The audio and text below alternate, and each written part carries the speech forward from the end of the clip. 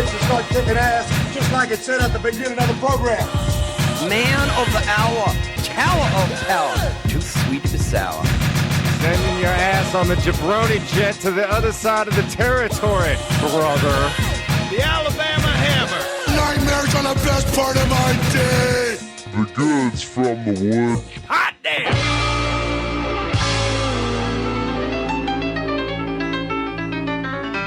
Welcome to the Goods from the Woods. My name is Rivers Langley. Today's episode finds us in Hotlanta, GA, baby. Bad Street, USA. The further down you walk the street, the badder it gets. And I'm joined for the second time on this podcast. I told you guys I was going to be catching up with a lot of former guests of the show and personal friends who have now scattered across this great country. And I am here with one of those right now. He is now a resident of Atlanta, GA, formerly Justin Williams, but since relocating has a how about you introduce yourself now? Hi, I'm Justin Perlman, and oh my God, your energy is a lot to deal with at this moment. It is 11:38 Atlanta time, but it's still 10:38 Alabama time, so I'm wired up, baby. I'm keyed up, ready to go.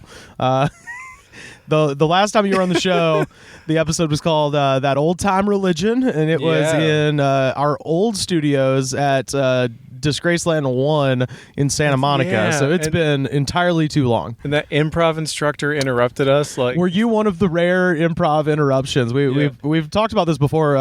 The West Side Comedy Theater that I'm still very much affiliated with ran the initial podcast network that this show started on, and we shared a space with an improv practice team, I guess, and we would often be. Did they walk in during our recording, or right in the middle of it?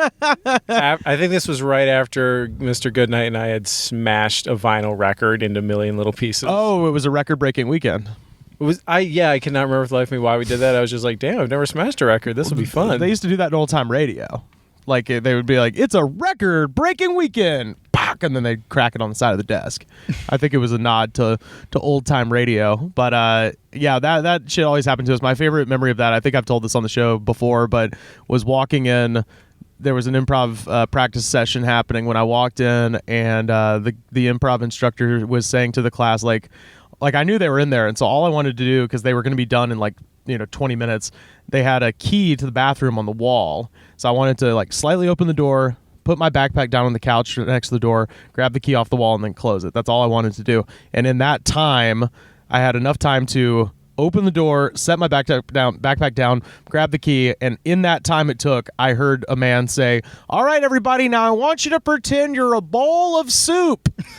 Oh, God, I remember that. And that's when I knew I didn't want to do improv. I was like, this seems like... it was weird is that Atlanta actually has a really, really great improv scene, but living in LA, I don't think any sentence can end a friendship faster than "you need to come to my improv show." Yeah. There's such a dividing line between, at least in LA, of improv and stand-ups. Then someone from the stand-up group will "Oh, I haven't seen you in a while. What have you been up to?" They go, "Oh, I started doing improv. My first thing is always just, I didn't realize you were weak." It's been pretty great. Well, I was going to say here, it's it's probably because there's less places to do comedy that it's just it's just all comedy. We just do everything. Versus LA, where you kind of have to dedicate to one or the other, just because there's so much more kind of, I guess, opportunity to fully immerse yourself in one or the other, that you kind of are seen as a traitor to your group if you kind of plug your time into the other thing, maybe. I think also just because people in Los Angeles see improv as a stepping stone to stardom, whereas the people who do it here genuinely seem to give a shit about it and are actually genuinely really good. Oh, okay. Dad's Garage is a very famous improv house that they have here. The guy who plays Krieger on Archer and Pam from Archer, they're in that group. Oh, okay. I went and I saw them, and they did a Christmas Hallmark movie completely improvised. Ooh, that'd be fun. And a guy who was in the group formerly actually has written dozens of those Hallmark Christmas movies. Yeah. So he's like, I know the formula. And that's great. So and he would just interrupt on stage. There was a character that said, I don't know, is my a Jewish character? And the guy just jumped into the studio note. No. And they actually had some really good improv. And the stand-up scene here is a lot smaller, I think there's a lot of similarities, but it's a very strong. It's scene. fucking strong, man. It's very strong. We did a show a couple days ago in Auburn with Sam Severin and David Perdue, who are both two, just standout comedians in an already very strong scene. And every time I come here and watch comedy for any length of time, I'm always impressed. For it's always somebody I've never heard of who's just murdering. So Atlanta is, if you're listening to this podcast, I know we have a lot of listeners in the South, and you've never gone to see any comedy shows in Atlanta. You don't even necessarily have to go to the comedy clubs. Just places like Sweetwater Brewery, which I did tonight, the Star Bar, which is technically an open mic, is always very strong. So it's such a misnomer that the best people in Atlanta go up on that, and they might treat it like a mic, but you're still getting something amazing. And it's a packed room. That was the biggest shock to me was when I first came to visit. I was like, I'm going to do a show. I'm just going to go check out see what's like here. I've been doing this for 6 years in LA. Yeah. I'll be fine. And then I watched like two people and I was like, shit, I really have to bring like my A game. Right. Because the audience like does not let you fuck around. Yeah. It was also a big change was that LA, and anyone can correct me if I'm wrong, LA doesn't seem to have much of like a black comedy scene. And it was like one or two clubs. Right. But Atlanta has like just a straight up strong black comedy scene. And when I first moved here, I was kind of picking mics out of a hat on Bad Slava. And I just by coincidence. Oh, Bad Slava. Hell yeah. Yeah. Well, that's actually effective here. Tell people listening who are not comedians what is Bad Slava. Bad Slava is it's almost sort of like the token you get at the beginning of a quest. It's just except a lot of the information is the castles have been fallen down. The princess is in another castle for sure. Yeah, the princess is not there anymore. It's like the princess had a meth problem and had to go to jail, and then the wife had to, her husband had to shut down the ice cream shop where the mic was. Yeah. Yeah, it's a calendar of just where all the open mics are. I think they also do festivals and sometimes independent shows, but it's generally pretty out of date. At least in LA it was, but here it's pretty up to date. Okay. It's nationwide, so if you go to this website, it's amazingly like a pretty big and it's a pretty useful tool here. And so like I was just picking them at random, and I kept doing like to the point when I started like just meeting other comics here. They're like, "Oh, did you just exclusively do urban rooms in LA?" And I was like, "No." So my first few weeks, I was just bombing miserably, but I kind of didn't care because it's been really fascinating to like you learn a whole other skill set in those rooms, like stuff that I've not learned in any room that I could in Los Angeles about, like needing to start strong. Young black comics out here always make sure people know what their social media is, what projects they got working on. Oh yeah. Like because I talked to someone who's been here for a while about this, and he was telling me that in like just the general like club scene, the alt scene, when like a white guy in that group gets big, they leave and go to New York or LA. Right. In the black scene, if there's a comic who gets really big, they tend to stay in Atlanta. Right. Well, you can actually work regionally. Yeah, and actually mentor younger kids, so they have that system, and it's been really cool to kind of get into that world a little bit. Damn. Yeah, that's funny because in LA it's unfortunately still somewhat of a segregated scene like that. Like there is a black comedy scene, but it seems to be limited to much different rooms than kind of the I can only think of like one or two clubs off the top of my head. There's Comedy Union, which is over in the J spot. Yeah, exactly. Yeah. I think those are the two.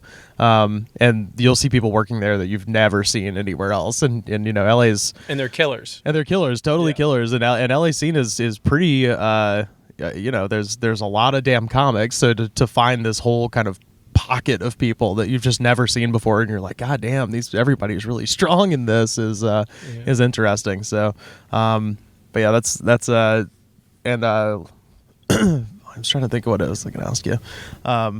So when you moved here, what was the you said you just kind of picked places at random. What was the first one that you went to? I think the first one when I had officially moved here, because I'd visited a little bit before, when I officially moved here was I think it was called Cat's Diner. I think Cat's Diner was the first one I did, and that was another one where you walk in, it's a little underground bar, and it is packed. Yeah.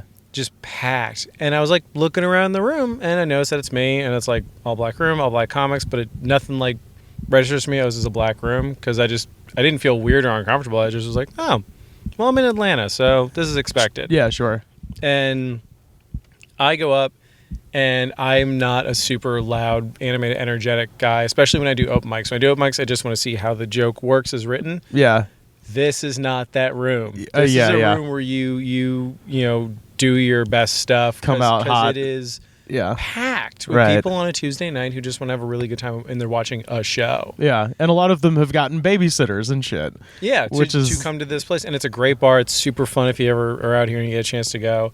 I would do okay with the front 2 rows, but then no one could hear me. It's also clearly not designed for this kind of performance because it's sort of L-shaped. Oh yeah, sure. And the short yeah. part of the L goes off to your right, which is not so bad, but when it starts going down in front of you, about 10 feet back from the stage, there's just a stone wall. Oh, good. Just dead center, so it separates the room before another wall separates it further. So there are TV monitors, but you really have to be. You got to project, all the way down that hall. Which is not something that I am great at. Yeah. I've done a few rooms like that, and then I started going to. I've done the Laughing Skull a few times. I'll be doing that again the 22nd of this month. Oh, it's so much fun. Yeah, I love doing the Laughing Skull. Being honestly though, because I know I need to hang out there because it's like any other club. Right. Being in LA really burnt me out on hanging out at clubs. Oh, sure. Why? There was just maybe I'm picky, but something about standing outside of a place filled with a bunch of homeless people and psychopaths for 4 years on end and never getting on stage once just rubbed me the wrong way. Oh, bummer. This was pretty early on. I think I'd probably been doing comedy 2 years, and it was one of the worst sets still that I think that I've ever had, and it was exactly what you were describing, a situation where it was at a nightclub in Birmingham called Steel, and it was during they did a festival called the Secret Stages Festival, where it was the last year they ever did comedy at this festival. Joe Raines is the one who booked it. Love Joe Raines. I miss you. So that's how I got booked, but I didn't know that. He just, they were just like, "Hey, do you want to do this festival?" I was like, "Oh, cool. Sounds great." And so I showed up, and the first night they had the performances were at this nightclub called Steel, where they had it was L-shaped, so but the short end of the L is where the stage was, and then there was a corner, and then there was a long ass bar around the corner that you couldn't see from the stage. So literally, the whole bar didn't know there was a comedy show going. They just knew that there was something louder than the football on TV. And so they hated it. And then just as an added bonus... That's how some people could describe these fucking shows. It's louder than my football. Yeah. Yeah. And just as an added bonus, though, the darkest part of the room was the stage. It was the only place in the room that didn't have a light on it. The stage was pitch black, and you could yell, you could do whatever you want. It didn't matter. It was just going to be crazy loud, and also because it was a corner, the noise from the bar was just shooting around the corner. It was just so goddamn loud. And they didn't know you were yelling at them even. So there was nothing you could even do to They thought the bar was fucking haunted. Yeah, kind of. They got a smart alecky ghost up in here. Right. Yeah, and they're but no, what you were talking about though is it's something I always try to tell people is that when you if you're in front of a crowd in LA or New York or something like that, a lot of those people are they're kind of young and they don't necessarily have kids, and they're just on a whim oh, this might be kind of fun.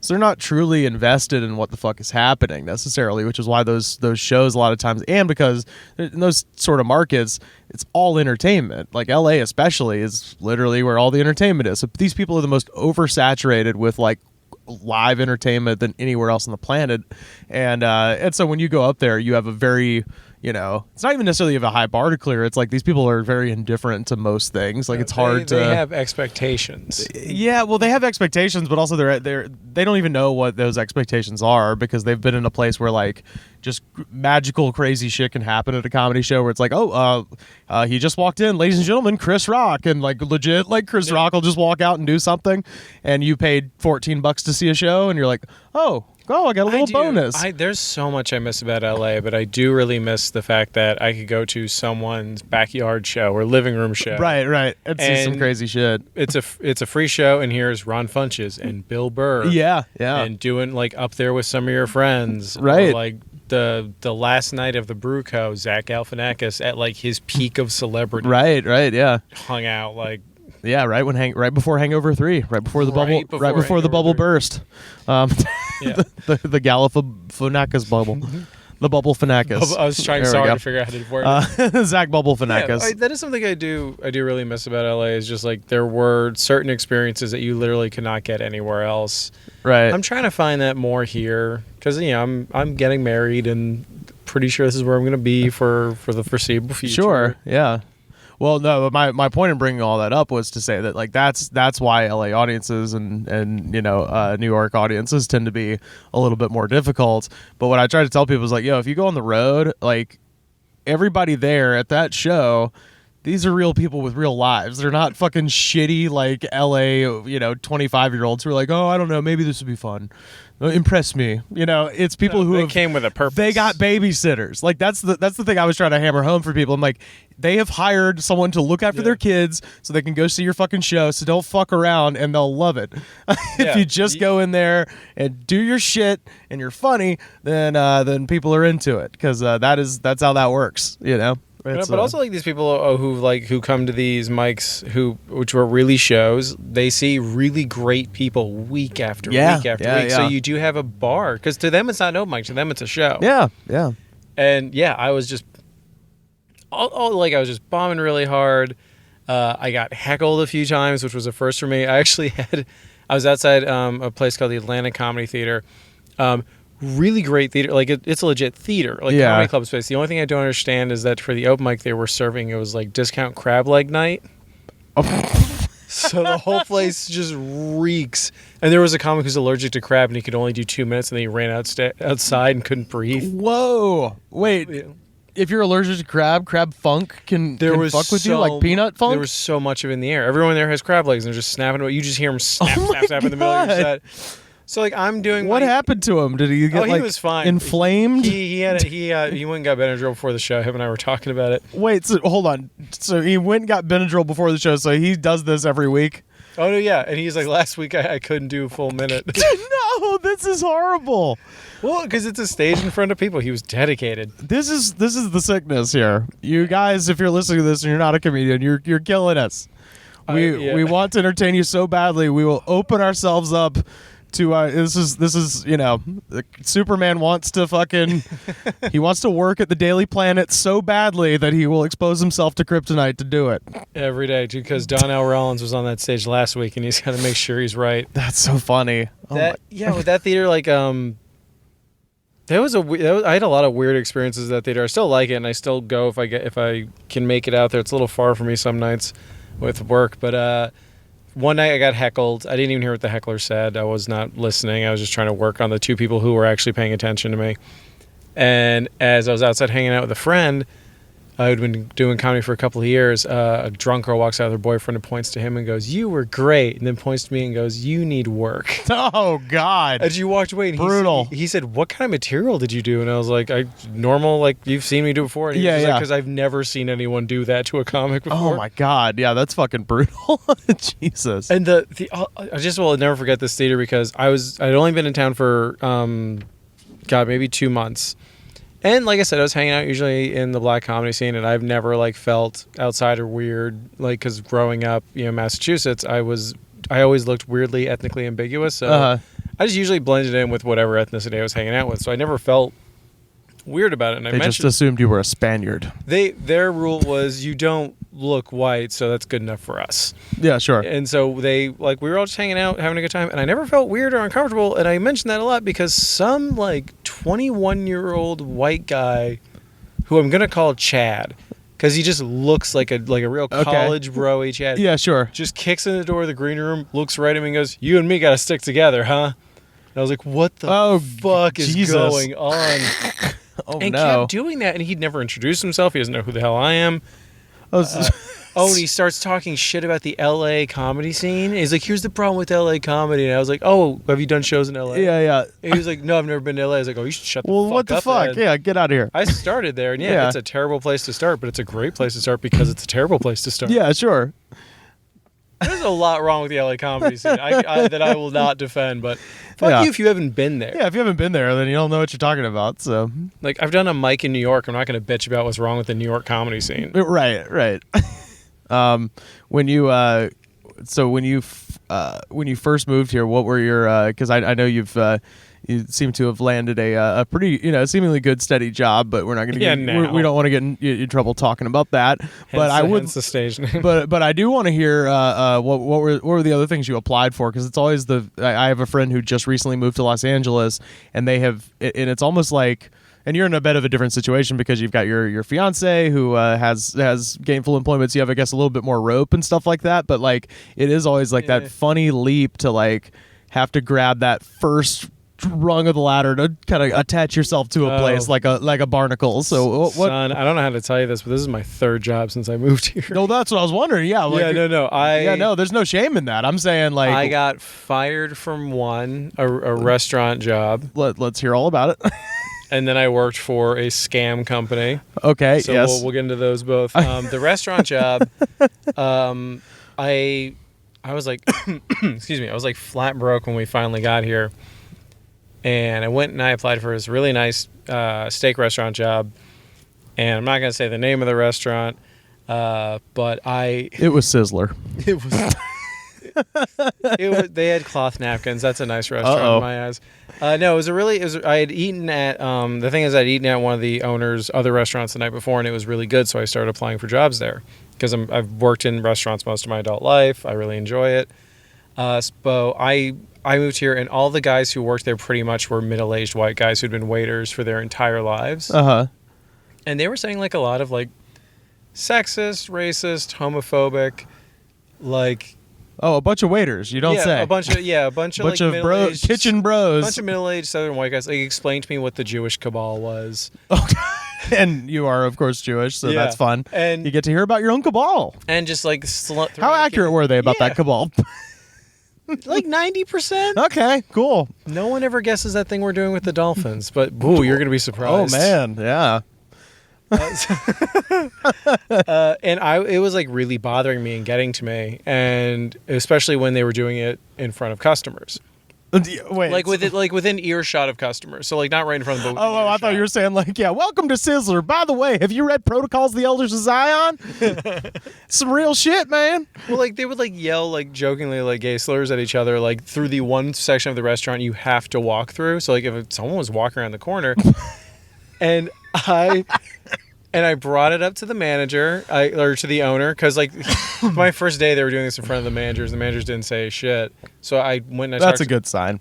So I was like, look, I've been in bad situations at restaurants before. It's never gone well when I go to the manager. So I said, fuck it, I'll just go right to the owner and tell him like, hey, if someone tweets, I heard like a guy call a table full of women a bunch of ugly sluts. Right. You're gonna have a problem. Right. And I said, look, and personally it bothers me a lot. Like I don't like having to deal with this every single day. And he said, don't worry, no one's gonna know you came to me. I'm gonna have a talk with him. Instantly everybody knew. And I had a target on my back. I was getting harassed day after day. And eventually I just lost it and rage quit, I guess you could say.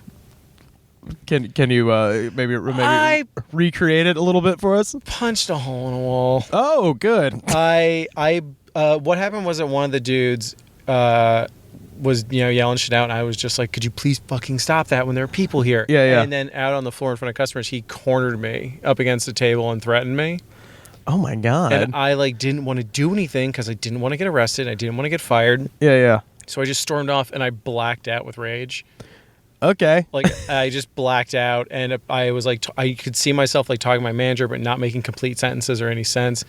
And as I got into my car, I reached for my steering wheel. I noticed that my hand had some blood on it. Oh god. And fortunately, it was yours. And apparently, I had just put my hand right through a wall. Wow. So they fired me instantly. Were worried about me because like they seemed to like me, and that was an unusual thing. But yeah. Fuck all those people. There's now a singular building in the Atlanta area that I am not legally allowed on. Oh, hell yeah. All right. Well, hey, man. That was fast. Don't say you haven't accomplished anything yet. I mean, I really there are a million different ways I could have handled that, but it was also like, you know what? Fuck that. Like Oh, yeah. No, I think you're well within your right. I mean, it was morally anyway. dumb and immature, but and I felt terrible about it afterwards. And then the next job I got was a straight up scam company with very, very interesting contracts that you sign.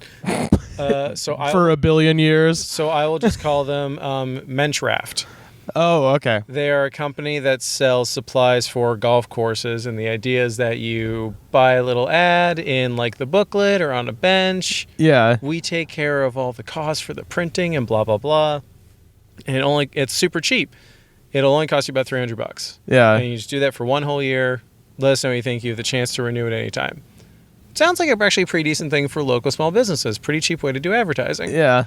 What they also do is after they've told you they've destroyed your credit card and get you to confirm it by saying yes on an email. Just yes, just the word yes, nothing else. Yeah. They take your credit card number, sign up for 4 or 5 other golf courses, charge you thousands of dollars over the course of a couple of years. And when you call, this is a phrase I heard around the office a lot. Well, we have lawyers too. Oh God. Well, I got the job, and it was sales, and I'm very good at sales. I've never gotten yelled at as a phone salesperson like ever because I'm just usually polite. I listen to people, and I do okay. Yeah, you get the Cadillac Eldorado, you get the steak knives. Oh, I didn't. I was just got I just paid my bills. That's all I really needed to do. I didn't give a shit about the other stuff. I don't like the whole corporate family fun culture, which this was not. This was. I like signing up for it. I thought it was going to be like Stratton Oakmont and Wolf of Wall Street. Yeah. It was more like Investa Center and Wolf of Wall Street. Oh, okay. Yeah. It was just people's, and I made the mistake of Yelping the place. Oh God. And this is like where I realized, this is a scam. Yeah. Because a lot of stuff they were saying, like, they said they would only charge me for this one time, or this person was very rude and was yelling at me and wouldn't let me talk and just harassed me, and it would always have a response from the company or anything saying, we will address this as a training issue. And I'm like, bitch, those are the things you specifically told me to do. Oh yeah. Yeah. And so I got out of there as quickly as I could. I found a good new job in a great place. But yeah, just if anyone ever calls you saying they want a sports sponsorship for also the worst part was that I started trying to sign up nonprofits and women's shelters because I thought it'd be good to get advertisements for women's shelters out there. Oh shit. And so I would call those people, and then I found out what the company actually does, and they would call me back, and I would have to be on the phone with them and make it sound like I was closing a sale. Oh God. So I would either intentionally fuck it up, or I would immediately go to the bathroom, call the place on my cell phone and go, hey, look, this place is a total fucking scam.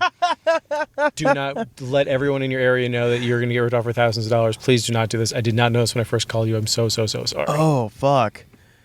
Yeah. Oh, my God. Oh, my God. So I just called insurance agents and people I had no problem scamming.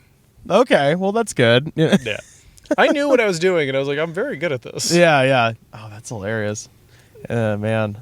Yeah, I had one of my first job in LA. I think I've talked about this before. It was called Telefund, and it was a telemarketing place. I remember this. Except it was for nonprofits, and it was all like lefty shit. So I was like, oh, that's cool because you're just calling people for the Sierra Club, the National Organization of Women and stuff.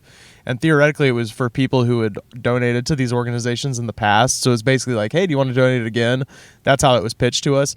For sure, this was just a bunch of random numbers because I would just be like, hi, my name's Rivers. I'm calling on behalf of the National Organization of Women. They're like, never call again, and you interrupted dinner and shit. They just screaming at you. And I lasted less than a day. Dude, me too. Did I tell you? I might have been the same company. Where was your office located? It was in Koreatown. There's 2 twin towers. There are 2 black glass towers that overlook Hollywood from Koreatown on Wilshire Boulevard. Yeah, I know those ones. Yeah. So, did you go to that one as well? No. But I did have a job with a company that was in that building. But no, I also got fired after a day from a telemarketing thing. Yeah. Mine I just snuck out. I was just like, hey, I'm going for a cigarette, and just fucking never. Oh no, I got fired morning of day 2. Oh God. So this place was in the Larry Flint building. If you put a gun to my head, I couldn't tell you what the place was called. The Larry Flint building? Yeah, it's in the Larry Flint building. Okay. And so I went in there, and it was just like those, hey, do you want us to move your thing up on the pages of Google? Oh, yeah. And it was robocalling, it was cold calling, and the guy training us was like 23-year-old, just pointing out, look at this watch. Yeah. These are the keys to my car. Like, he just clearly jerks off to the ABC scene from Glengarry, Glenn yeah. Ross all the time, and was just taking it too seriously. And I was looking around, like, there were people in the office, like, fucking crying. Yeah. And there was a girl that was walking by, and he like stopped the meeting to ogle her, and she was in the cubicle next to me, and she at some point during the day started just weeping because like everyone's yelling at us and hanging up. Oh God, yeah. And so I started making her laugh. I just did like this cubicle shark thing, and just to cheer her up because like there's a sobbing human being. Yeah, next yeah, to of me. course. He gave me the stank eye, and then the next morning screwed with me on some sort of training thing where he kept changing the name. Like, I'm a woman. I'm like, really? He's like, you're not taking this seriously. You're fired. Get your stuff and get out. Oh God. And I think guys. that I handled it very professionally and very, very adult for that age. I just went into the break room and stole all the bagels. And punch the wall. No, I rode the elevator in the Larry Flint building up and down for like 4 hours. Because that's how much I'd paid for parking. Oh shit. I was like, fuck it, I've never seen every floor of this building. Let's munch on free bagels. Yeah, why not? Just Move pop a around. squat, hang out here for a day.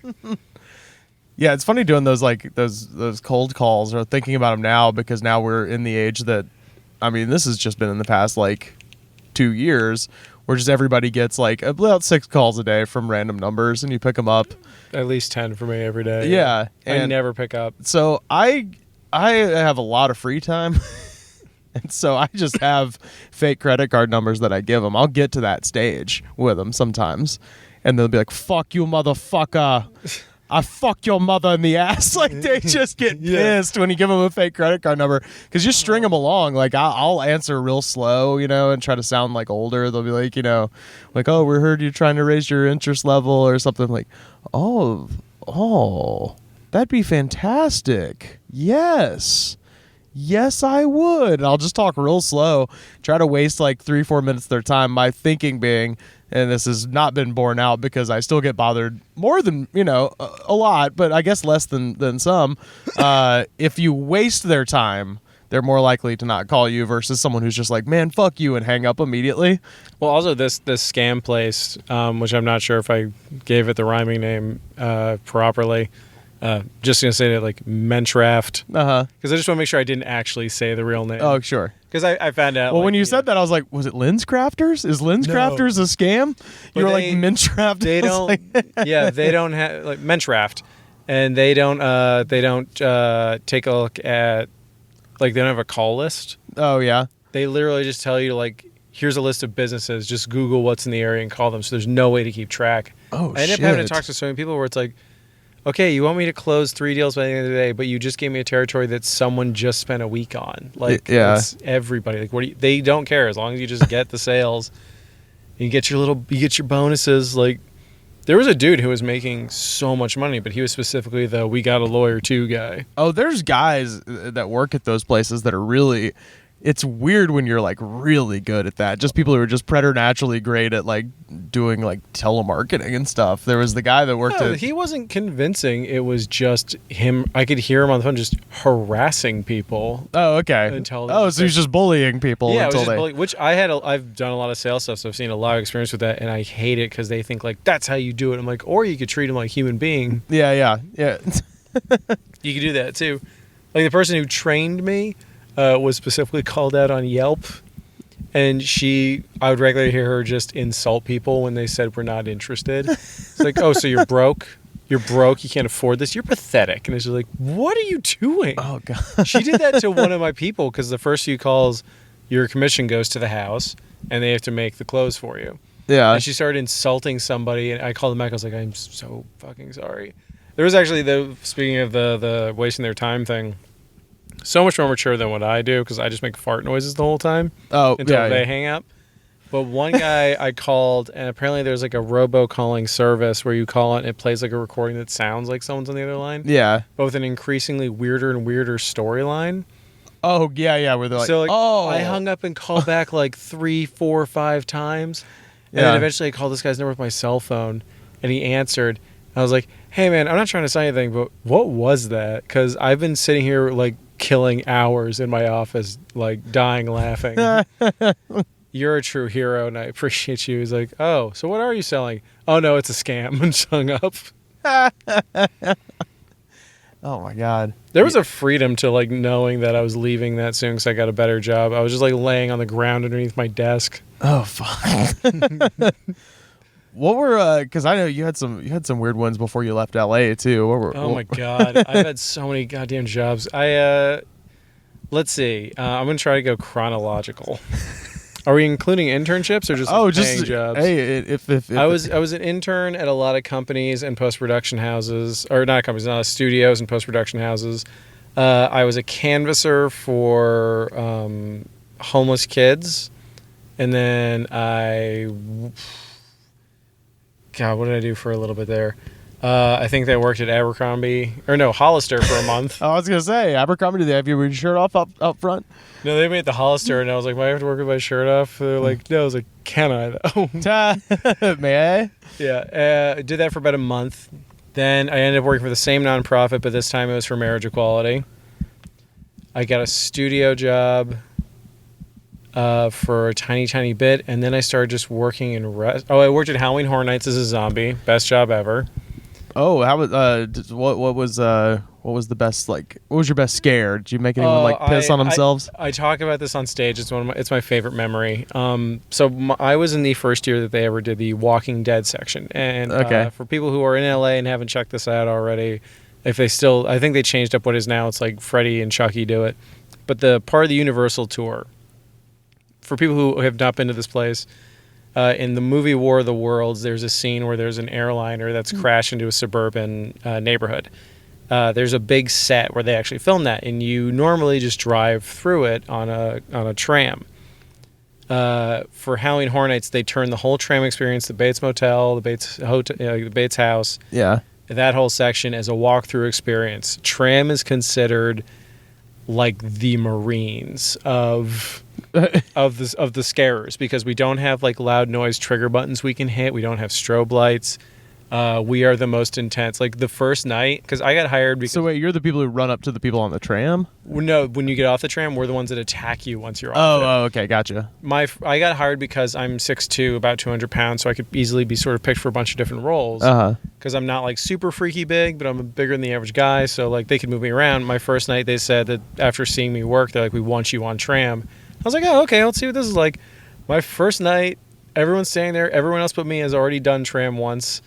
The guy came out and just yelled out, "Scarers, what is your profession?" And everyone in unison went, "Oh!" I was like, what the fuck is going on? And so my section was... That's terrifying.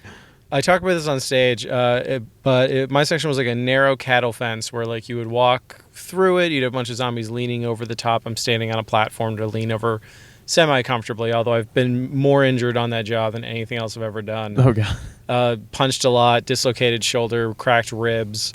Wait, punched by like someone you jumped out I've at? been punched by so many people. You get punched a lot on that job. I got almost set on fire a bunch. Hold on. When someone punches you, are they apologetic? Or are they like, oh... No. If you get... No? When women... I was about to say, girls probably... When women hit me, it was just a freak. And oh my God, I'm so sorry. Yeah. When like teenagers hit you, like teenagers just try to clock you or something like that, you're not allowed to touch them back. It's really freaky. You gotta wait for him in the parking lot. Oh my God, I'm gonna haunt your fucking dreams. I got to scare celebrities because they have a celebrity night. That's how I found out the guy Andrew Lincoln. That actor. Oh yeah. He's British. Found that out by scaring the shit out of him. Oh no shit. Oh, he ran his own maze. He got to go through because we were also premiering season 3 of Walking Dead. That's how long ago this was. Oh wow. Okay. But my favorite scare was, okay, so you're in a narrow cattle fence. I lean over and swipe at you, and it was a really slow night. And on a slow night, you can hear people coming from a mile away. Yeah. And there was this kid, and he was just a douchey little kid. Yeah. Like, this isn't scary. It's not like they can touch you or anything. Trying to impress his girlfriend. And so I'm like, oh, I'm going to get this little shit. Yeah. So I hear him coming. I take a running jump, run up, jump off of a box, slam down onto the platform as they come by, slam into the fence, and let out like this death metal roar. Yeah. In the fraction of a second, this kid mushed his girl in the face, tried to run, tripped, hit his head on the fence. I was laughing so hard I almost threw up in my mask. That's like the best job that's satisfaction I've ever amazing. felt. There was a lot of so much fun stuff on that job, but the thing is, like, Did you get any nut shots? Did you kick in the balls? oh no, I got real lucky that I was behind a fence. Okay. I Did got anyone real else get lucky. kicked in the balls? Because I feel like People got that. kicked in the balls. There was this one poor girl who, like, every night, like, some guy would, like, grab her, or, like, one guy would, like, Oh, God. one guy whipped his dick out and, like, slapped it into her face. Like, Oh, Jesus Christ. and she was wearing makeup and not a full mask, so it was like a full. Oh no! People are garbage. Well, oh no! I was hoping there would be some funny stories of a zombie get kicked in the balls by a lady, but boy, that's so much worse. No, they just straight tiger palm you right in the face. Oh, okay, yeah. I don't yeah. know where women all learned like kung fu techniques, but Ah. it is instinctual. My favorite people to scare was giant black dudes. Oh yeah. Because, like, in a haunted house, they're kind of like the Jews at Christmas. Like, no one wants to fuck with them. But, like, if you really want to scare them, they scream and then applaud you. Oh yeah. That Like, you've done a good job. They Yeah. really appreciate it. And that was, like, some of the most fun stuff. But, yeah, like, I cracked ribs. I just got my shoulder. Almost got set on fire a few times. Okay. Now, was this from a practical effect, or was this somebody with a light, like a? Kids would flick lighters in your face, not realizing that everything that you're wearing is fucking gasoline. Yeah. Is is made out of petroleum. So yeah, did that for a season, and then, but like I was driving all the way across the city to do it. I couldn't do stand up for like 2 months after because my throat was so destroyed from screaming every night. Yeah, sure. I really didn't make much money off of it. Some of those jobs you get like $25 an hour, and a lot of the time is like spent in makeup. But mine was just low level grunt. Damn. It was a lot of fun, and then I worked in restaurants for pretty much the rest of the time I was there. A bullshit recruiting firm. Oh yeah, and Hulu. I've talked about Hulu on a lot of podcasts. Hulu is now the second most dishonest company I've worked for. Oh, good. So yeah, they've gone up a notch, I guess. Well, you were like doing. Were you doing the same thing as Every other comedian. Okay, yeah. Answering those insane calls. People have just been like, why is Honey I Shrunk the Kids not on Hulu? And you're like, Oh, my I God. don't know. We haven't licensed How it. could y'all not have love and basketball? And I'm like, I don't fucking, dude. I heard that every day. Although I will say, so there was a customer who was my favorite person ever, and I was warned about her ahead of time. Oh, that's fun. Her name is oh my god, I don't know if I can say her. I'm not even sure she's still alive from the sounds of it, but Oh, okay, yeah. can I say her name and you can just bleep it out if you feel like it? Yeah, I don't have my full editing software, so let's not. Let's But call her Crazy Mona. Crazy Mona. It's actually pretty close. Crazy Mona. I was warned about her, and I saw her name pop up on my screen. I was like, oh god, here we go. And she answered the phone, and she said, well, I just took a lot of pills. What's a horror movie to watch? Oh, that's dope. I love it. And she would just be whacked down on painkillers. She's just rock and roll, man. Oh yeah, and she just like lived by herself, was clearly very lonely, and so she would have me go through every movie in the horror section and talk about it with her. Oh, Like read her man. description, tell her what I thought. She called every day. I talked to her for like half an hour every day. Oh my god. And people were so unbelievably rude on that I had a policy where if you said please and or thank you, I gave you a free month. I gave out maybe 3 free months. Wow, nice. But for Ramona, Crazy Mona. Crazy Mona. Yeah, that's what we were calling her. On the last day she called, and I was like, I'm so glad you called because you were my absolute favorite. I love talking to you. I'm hooking you up with 6 free months. Oh, hell yeah. With full Showtime, full HBO. I'm hooking you up with everything. Hell yeah. So, Because anyone who intros as I just took a bunch of pills. what's a good horror movie? She needs all the channels. Oh god, yeah. So yeah, I hooked her up, and yeah, and then I worked for that recruiting agency. And then when I realized I was moving to Atlanta, it's such a nightmare trying to get a job in LA. Like I'm not gonna spend my last 6 months trying to get a job that I'm gonna leave probably 2 weeks later. Yeah, sure. So I drove Uber full time for a year, and then I drove Uber for another half a year. Yeah. Yeah, it's funny when you work at those jobs you'll have certain customers that that you kind of get attached to. Like I worked at pizza delivery for many years, and there was this lady who her first time she ever called, she was like, "Hello, I'm a diabetic. Is there anything here that I can eat?" And we're just like, probably not. No. No, Not at that's all. pizza. You know, I was like a salad. I was like, well, we have like 4 different kinds of salads. That'd probably be okay. I don't know. We get like a, you know, maybe like a breadsticks or something. Maybe, I don't know. There's not a lot of options. She was like, all right, well, I want to get a double pepperoni pizza. I want to get some of that dessert pizza that you got. And I'm just like, and I'll say her name because this was 15 years ago. There's no chance in hell. alive. Her name is Jimmy White. She going out her way. Jimmie White. Jimmy White. And so I think she's the only woman I've ever known named Jimmy. But yeah, we would like deliver to her, and you could knock on the door, and you could hear her coming to the door. It was just like. like Smog the dragon coming to the end of the cave and shit, like just made this like ungodly like breathing sound. And but she was great, man. We used to deliver to her all the time, and she was Jimmy White, and she lived on White Street. And she was one of those, like, you'd get the call and you're like, oh God, who's taking Jimmy the food? Oh God, I did a food delivery job throughout Koreatown for a while. I worked at GNC also after the Halloween Horns thing, and then for a while I did. Oh, GNC has to be a nightmare. Oh God, it was the worst. Just a bunch of guys shaped like upside down triangles coming in there every day. No, it's all fat people. Oh, good. 'Cause Okay. it was all fat Armenians Okay. who came in and were just like, bro, I want to get ripped, but I don't want to work out. Make was a miracle lot of- for me. Yeah, it was a lot of that, and my owner, That's the amazing. owner of the franchise, was one of the guys who would bully people into a sale. Like I was going to say, you could probably Like- rip them off a lot. Well, this place is notorious, I guess, throughout GNCs because it has some of the highest sales, but also an equal amount of returns. Oh, Like, yeah, people yeah, just yeah. return shit the next day. And random people throwing rocks through the It's like- windows. It's like, I just spent like $400 here because this guy kept yelling at me and telling me I was fat. Like, I watched him tell a girl she was fat. I'm like, what the fuck is wrong with what? you? Wait, so they would just come in like, you look like dog shit. You know He's what like, you you need? need to get this product. Protein powder. It gets rid of all the belly flab. And I was like, she's like, I came in here for moisturizer. So they neg everybody? That's Yeah, the they policy? nag everyone to the sale. Oh, and the kid who worked there who had the most sales but also the most returns was stealing from the register. That kind of and, rocks. and he was like on camera doing it, and they fired me for it. He's What? Like, he's like, the numbers are down, and it's just like, we've all explained to you over and over again why that is. It's on camera. We have all shown it to you. He's like, yeah, but his sales are good. You are not getting this. That's So I that was another job that I kind of rage quit, but I was in my car, so there wasn't really a whole lot to hit. that's so Arrested Development. Like, oh, you know, we'll just throw away a banana, It was take $2, Exactly that. throw away a banana. And you're like, I don't think that's how that math works. You want to, and Patrice O'Neill, Yeah, you're gonna Patrice want to O'Neill. check your math Oh again my God, on that. he was so fucking funny on that show. He was one of the dudes that I think T-Bone. I got the most.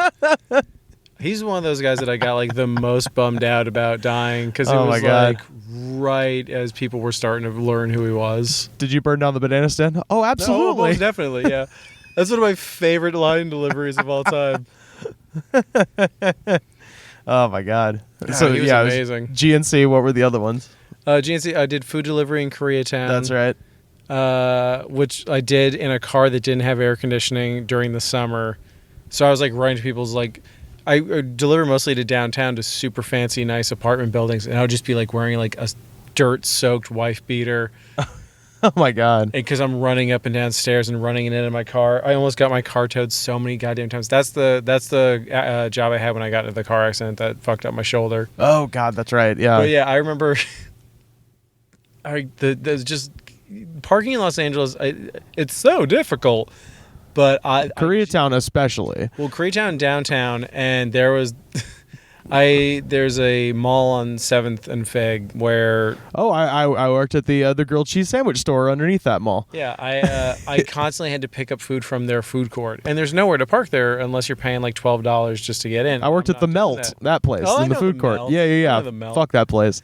But one day, so I parked across the street. This is on 7th Street in downtown at 7th and Fig, and I run in, I grab the food, as I come out, the clock had just turned 4, and there's a tow truck in front of my car Oh yeah. about to ratchet. Oh yeah, yeah. I like slide across over like as quick as I can.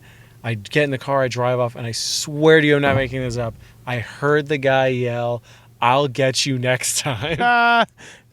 Did he call you Gadget? Oh God! I wish. time, I might be making it in my brain, but I swear he was shaking his fist at me. I want to earnestly shake my fist at somebody someday. I want to be that mad that I'm just like, God damn it, and shake my fist. Yeah, I had like a ton of jobs because like when I became disillusioned, I moved there to work in film, and when I eventually realized that I really hated working on big studio movies, Right. because it essentially for most people, or at least in my world, it was an office job, and that's not what I wanted. And I was starting to fall in love with doing comedy, and I was like, oh, maybe I can make a career out of this. It's financially the dumbest idea I've ever had, but I'm glad I made it. Yeah. So you have to find a job that gives you your nights, Yep. maybe not start too early, Yeah. and pays you well. Those are almost impossible to find in Los Angeles. Right. And, every shit job you work at, everyone goes, look, no one moved here to work in a pizza shop. We all know you have other stuff you're doing, so we're going to be very flexible with your schedule. Which is bullshit. Yeah, I was gonna say that goes it's south a lot of times. like if you're an actor, it's like, look, I really got to go to this audition. It's my second round, or however that shit works. Right. And they would say like, hope you get it. Job market's really hard. I heard that shit so often. Oh God. Yeah, out here, like it's weird because everything is so much cheaper out here, but it's still not cheap. Yeah. Well, and also cost of living is a lot lower. Cost of living is a lot. I think you get a lot more for your money. Food and everything else has been about half, but like rent is starting to get towards LA levels. Oh yeah, sure. Well, that's because LA's coming here now. Not for much longer, man. I mean, of course, if the whole abortion thing doesn't. Well, I feel like I've moved here like the worst time because my fiance is very, very liberal and informed, and Atlanta is a very, very liberal city. Oh yeah. It's just surrounded by fucking Georgia, and I hate it. I really get frustrated living here a lot because when I first moved here, like Stacey Abrams was running, and we're like, oh my god, like what an amazing qualified person. And then Brian Kemp, through a lot of bullshittery, steals the election. And now that the Hart bill, you mean it's a weird conflict of interest when the guy who's in charge of counting the votes gets to run for governor and wins? Who purges millions of votes, who accidentally leaks millions of voter registration files, who ensures that voting machines are not like when all the voters got purged, I think over 70% of them were black. Yeah. They did everything they could to steal the election. That's why I like that Stacey Abrams is like, I'm not conceding. This is some bullshit, and we're going to take care of it. Yeah.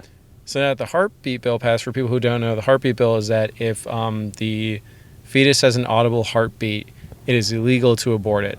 The fetus gets an audible heartbeat at like 2 weeks in, I think. Yeah. I think is what women have been telling me. Yeah. So if you're mad that I'm wrong, it's their fault. But most people don't know they're pregnant. Yeah, of course. Yeah. So it just essentially just outlawed abortion. And so Disney, who films fucking everything down here, everyone films in Atlanta now. Paramount too. Paramount, because it's a cheap place and it's a huge part of their economy. It's the reason it's gotten so expensive. It's gotten so popular. Yeah. Like this was a good hidden secret for a long time. Yeah. If the heartbeat bill does go through, I'm predicting that Disney will start to pull out. Oh yeah. And people will start to pull out. They'll just go to New Orleans. Well, yeah, go back to New Orleans. Like, and I grew up in Massachusetts, where when I was a kid, there was a lot of stuff filming there, and then when they left, like it really hits an economy super hard. They'll go up to Michigan is where they filmed. Yeah. They filmed Batman versus Superman in Detroit, which was perfect because it does already look post-apocalyptic. So. Yeah, the city and that movie were a dumpster fire that I love dearly. Oh, yeah. Oh, man, it was so much fun. I might have told this on the show, but I was with our friend Biniam Bazuna, who was sitting next to me, and there was a child kicking his seat the entire time during Batman versus Superman. So that was already kind of funny because Ben was very flustered but couldn't really say anything to the kid. He's like, oh, man, quit, But then a full 2 hours into the film, and we were watching the standard definition version of it, not 3D at all. 2 hours in, the kid that had been kicking Ben's chair was sitting behind him and just goes, man, this movie ain't 3D. And it was so funny. It was the funniest. It was right at the scene when Martha, and then he hits him with the kitchen sink, and then the fucking kid goes, man, this movie ain't 3D. And it was really just one of the best moments. That one, and I think I told this on the show, but we saw Black Panther. And at the end, Bucky comes out of the tent, and the woman behind me goes, oh, Bucky! Just like that. And dude, Black Panther, that was also something I messaged, just like going to movies, like being an event. Black Panther may have been the most fun I've ever had going to a movie, because like I went to the ArcLight opening night, there was a fucking dance party. Oh yeah, it was wild. Just broke out. And here it's like, yeah, you got your shitty kids with you. Right. Yeah, everyone. It's sort of cheap. Like I'll go like if there's a movie I really do not care about, like I'll go see The Meg at like a $5 theater. Yeah. Like there's just theaters here where everything is just $5. Did you see Serenity by any chance? Oh, the recent one. The recent one with Matthew McConaughey and Anne Hathaway. No. Oh, buddy, if you're, it is one of those movies that is. Somebody explained it to me because there's a twist in the film that I won't give away here. Actually, you know what? Spoiler alert ahead for the movie Serenity that no one saw. But it was described to me, it's like before I was going in, they were like, there's a twist. I think my friend Emily Faye said there's a twist in this movie it's as if at the end of It's a Wonderful Life, everyone turns out to be robots. Like it's like you get all the way through and then you're like, what the fuck are you talking about? So Matthew McConaughey is a fisherman in a village, and he takes people out fishing, and he's looking for this fish called Justice. It's a tuna named Justice, and he's looking for justice. And at the beginning of the movie, he's out there with like a family, and they're fishing. And then all of a sudden, the dad of the family gets justice on the line. And Matthew McConaughey is like, get the fuck out of that seat. And kicks the guy out of the seat and then starts reeling in the fish. And then he loses it. And then Anne Hathaway comes back. And it turns out they used to be married. And she was married to Jason Clarke now, who's abusive. And she's like, you got to kill my husband. So it's kind of a fisherman's noir in a way, right? And it's weird, and you can kind of tell it's one of those movies, and these have become very common now. Particularly, I mean, the famous one is like Adam Sandler, who will make a movie in Hawaii just so his friends get to go to Hawaii. Yeah, you know, like, and that's kind of how this movie scanned. Is like, oh, this was like they just had a tropical destination in mind, and they're like, well, we could get a big star out here if we paid him, $28 million and just basically had him on vacation for 2 weeks to film this stupid movie. But the twist is, and here we go with the spoilers, Matthew McConaughey's son is a fish. No, Matthew McConaughey died in Iraq, and his son has made a video game of this island where the goal is to catch the fish. And Matthew McConaughey realizes that he's just like a video game character or whatever, and then but it's actually but at the end he kills Jason Clarke's character, but it turns out it's actually the son in the real world who like stabs him to death or something, and it's fucking crazy. It's really, really something else, and you need to see it. If for no other reason, just Matthew McConaughey going, it's a Digimon Hansu is in the movie, or is the name Digimon? Digimon Havasu. Yeah, he goes, or somebody goes, does that? He's like, you need to give that fish a name, and he goes, hey, yeah, it's a name. His name's Justice. It's fucking perfect. It's and Matthew McConaughey is like, he's gross sweaty. He's not sexy sweaty. He's like you're like like alcoholic sweaty, like yellow sweaty. I don't know. It's a bizarre film, but anyway, yeah. So that's the kind of shit that I go see. I don't know why we got on that. What on that? We're talking about going to theaters and watching shitty movies. That's right.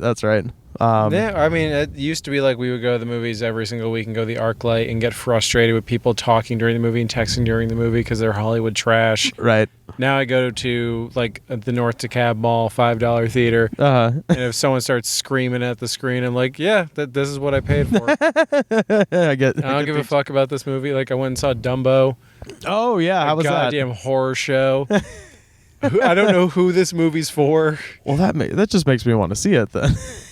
Because like Dumbo gets born and everyone's screaming at what a monster it is. I'm like, oh, you mean the most objectively adorable thing on the planet? A tiny elephant with giant eyes and big dopey ears? Yeah. And then they put clown makeup on it and do a lot of really close-up shots. And it's like, what the fuck?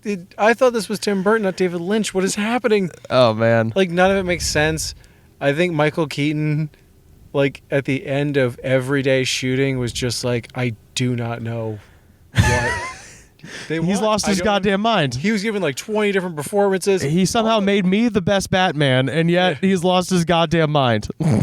Danny DeVito's in it, and I cannot like not see Frank Reynolds Oh, well, he's playing a ringmaster, which he already played once in Big Fish, another Tim Burton movie. I hate Tim Burton. I love Big Fish, though. I think Tim Burton, he's one of those guys, like, he takes the shitty corporate gig to, every once in a while pump out a good movie. So for every Dumbo and Alice in Wonderland. No, name one good movie. Big Eyes was great. I loved Big Eyes, actually. Personally. Just personally, But no, I think... I think Ed Wood is amazing. I think my favorite is Big Fish, actually. And I'm partial to it. I hate Big Fish. What? I mean, I'm partial to it because he filmed it, next to my hometown, and they mention Danny DeVito in his worst Southern accent going, "She goes to school at Auburn." So, I'm always partial to that film. No, I loved Big Fish, actually.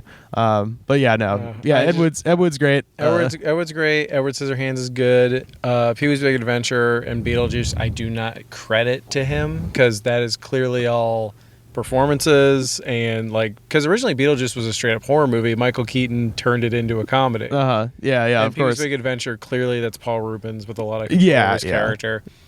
And then everything else, I'm just like, we get it. You're kooky. I kind of hate The Nightmare Before Christmas, even though it's not really a Tim Burton movie. Yeah. He didn't direct it. He just wrote a treatment and designed a few of the characters. Yeah. But just every chubby goth girl I had a crush on in high school wouldn't shut the fuck up about it. So I hate that movie. Yeah. No, I'm more of a Tim Burton defender than most people. I will say that, but you mentioned David Lynch, and I did want to mention this just because I talked about it in my set tonight at the Star Bar, but it actually did happen, and I want to get it down on the record because it was so fucking ridiculous. As I get back to Auburn Thursday night, and I'm walking down North College Street towards my parents' house, and a man walks by going the other direction. He goes. And it's the most David Lynch shit anyone's ever said to me. It just goes, 9:57, we all go to heaven. And I was like, oh my God. And it was really weird. Like that is the beginning of of any weird David Lynch film. And then I looked at my clock and it was actually 10:57. And so I turned, I was like, it's fucking 10:57. And he goes, 10:57, we all go to heaven. And he just said it again. So that was literally my welcome back to the suburbs moment. I was like, oh my God, the suburbs are so much weirder than anyone gives them credit for. My big welcome to Atlanta moment, and the moment that made me realize I'm going to love this city. I was driving Uber. Someone was not where they were supposed to be, so I had to keep circling the block, and I kept having to stop at a stop sign. At the stop sign was an elderly crackhead. Okay. Wow, it's good that you can be a crackhead and live to a ripe old age. And she might have been 20, I don't know. Yeah, or she was 30. Yeah, or 70, whatever.